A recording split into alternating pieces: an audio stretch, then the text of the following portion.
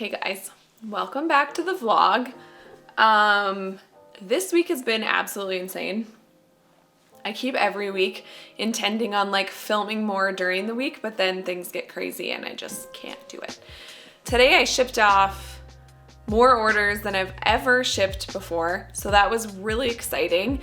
Thank you guys so much for all your orders. It's getting busy, which is very exciting, and I get it. It's a good problem to have, but it's a problem nonetheless. So today I started spending some time thinking about like what could I change, what could I hand off to someone else, who would that someone else be, and definitely the sanding is the thing I want to let go of because I want to spend more time weaving and I want to spend more time making these videos and coming up with tutorials and creating courses and all that kind of stuff, because that's the part that, like, as far in terms of my business, only I can do. Whereas things like laser cutting and sanding, it doesn't need to be me. So anyway, yeah, it's exciting. It's nerve-wracking. Every time this happens, it's not like someone gives you a handbook when you decide to be an entrepreneur and just you just like take a leap of faith and hope that you can do it. And honestly, that's the scariest part. And then after that, it's just like one thing at a time that I'm just figuring out. Like, we didn't even buy the laser with the intention of making weaving tools, which is bizarre to me now. Like, I was gonna have this whole other business making like laser cut signs and stuff, which is like not really my thing. I made a few and it was enjoyable and like I could do that because the thing is, my ultimate goal when I first quit my day job was just to not have to go back to a day job. So that just kind of looked like doing whatever I could to make the amount of money I need to make to be able to remain working from home, because to begin with, that was the whole goal, was to be able to work from home. It's gotten so much more than that, and I've just always wanted to do something I'm passionate about. But for me, it's just like I've always kind of known I wasn't really cut out for a Monday to Friday. I mean, most people say 9 to 5. It's actually 8 to 5. Every day job I've had has been 8 to 5. It's just not my thing. I prefer to work alone. I am an introvert, so I really thrive and get my energy from being by myself. And especially when I'm trying to be creative, I find it a lot easier to do when nobody's watching. And that's just always been my personality. So anyway, so that was the initial goal, was just to not have to work a day job and to grow Spruce and Linen. And so I was willing to kind of start doing other things on the side of that while I built this up. But then this built up quicker than I expected, which is incredible and amazing. And I'm very excited about where this is all gonna go. But it does mean that I'm just like on the fly, figuring things out. Like, if you ever think that any entrepreneur just like somehow magically knows how to do everything, it's not true. Because the thing is, when you're an entrepreneur, the biggest thing you need to know is how to problem solve, because every day I am faced with decisions I don't know how to make, problems I didn't know were gonna come up, and just all those little things. And so you're just really having to tackle them head on, because the reality is it's just you. Obviously you can always bounce ideas and problem solve with other people, but at the end of the day, if you're a solo entrepreneur, which I am for the most part, the decisions are up to me. I have to decide what I'm going to do. I can't put things off for somebody else to do because it's me. And so it's a lot of responsibility, and I feel like I'm experiencing some kind of like growing pains, if you will. Some actual physical pain too when it comes to sanding, but it's just like, again, it's a good problem to have, but it is a problem. And so I'm starting to try to figure out how to solve that problem. I feel like by sort of outsourcing some of the labor, I can do so much more and do other things. And again, I want to get more back into spending more of my time weaving, because like that's the whole point. That's what I'm passionate about. That's what this whole business is about at its core. It's about weaving. So that's what I've been thinking about this week. And I realize this is probably a more boring location visual wise vlog than usual, but I think it's a lot of really important things to talk about, because I also think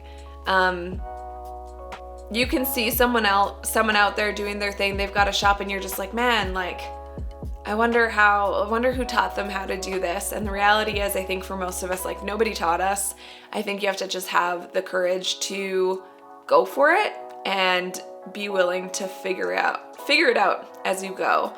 So yeah, anyway, one of the things I'm doing this week, which I'll probably show you more of in this vlog, this is already getting kind of long, I think, but I'm going to put out fiber packs very soon. So I want to make sure that when I'm picking colors, like, I really love them, because I know that if I love them, you guys will probably love them too. Okay, so I picked out a color palette for one of the fiber packs I want to do, and I decided I'm going to sit down and weave with it so I can just kind of make sure that the amounts are good. I really want it to kind of be like, you'll get one full weaving for sure out of it, but then you'll also have extra that you could use in other things, because the worst thing would just to be not have enough. So yeah, I'm gonna set you up here and let you watch me weave.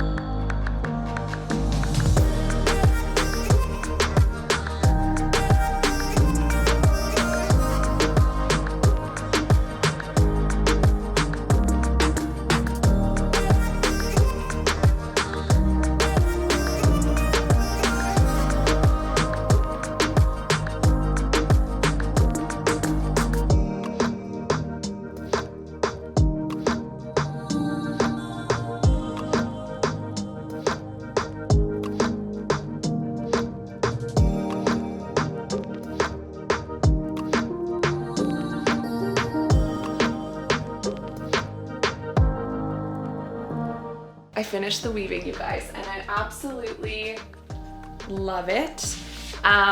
If you've been following me for a while, you're probably thinking, that is a lot different than we've seen from you before, and that would be true.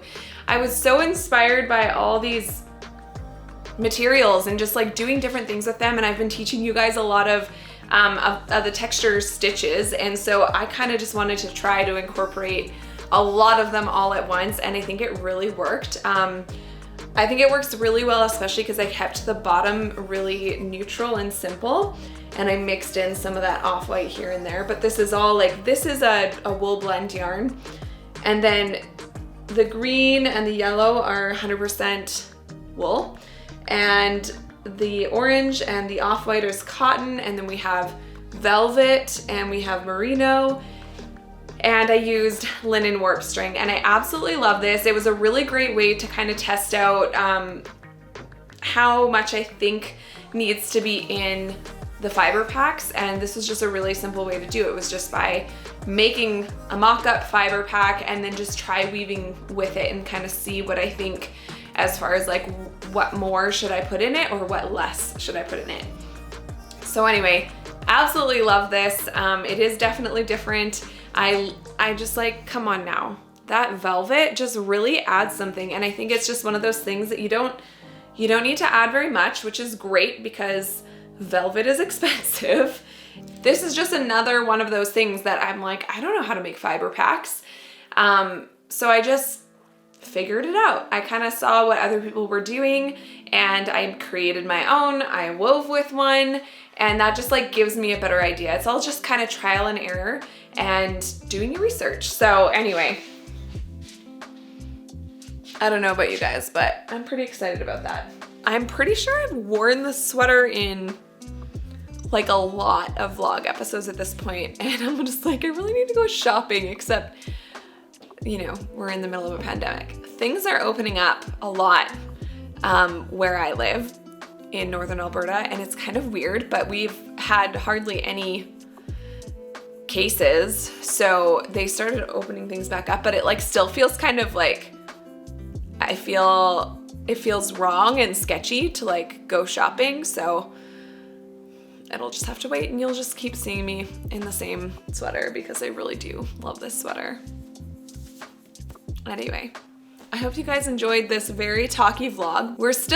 I still feel like really new to this vlog thing, so I'm still kind of just like figuring out what you guys like, what you want to see, what you want me to talk about. So I hope that was helpful, because I know there's a lot of other weavers here, and there's a lot of, well, I mean, probably all of you are weavers, but there's a lot of you weavers who also want to have a business. So I hope this is helpful, because I know that when I started out, having someone like make studio vlogs who was actually doing exactly what I wanted to do would have been insanely helpful.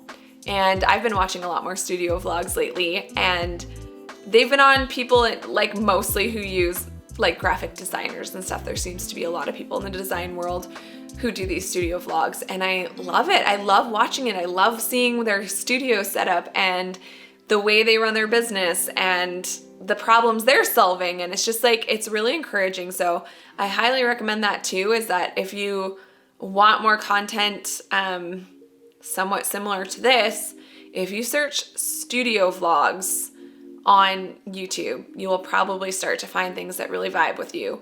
And it's probably not going to be in the same medium as you work in, weaving. I haven't found any other weavers doing studio vlogs yet, but it's helpful nonetheless, no matter what kind of art or design or craft that they're doing. So anyway, if you like this video, please hit that like button, subscribe, and did you guys know that like over 50% of you who watch these videos aren't subscribed? So I'd really appreciate if you clicked that subscribe button, like the video, comment below. I respond to like pretty much every single comment unless I like miss it or something. But yeah, if you like this video, please do those things, and we'll see you on the next one.